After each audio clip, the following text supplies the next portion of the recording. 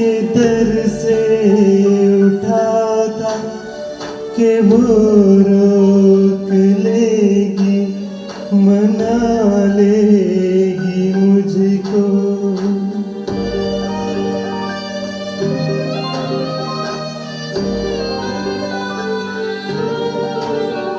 हवाओं में लहराता आता था दामन के दामन पकड़ कर बिठा लेगी मुझको।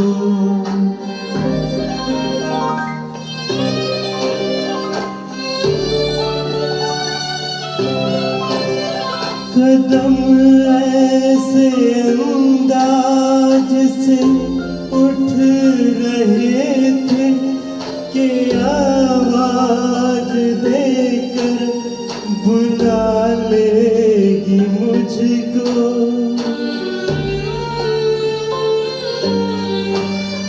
मगर उसने रोका न उसने मनाया, न दामन ही पकड़ा न मुझको बिठाया, न आवाज ही दी न वापस बुलाया।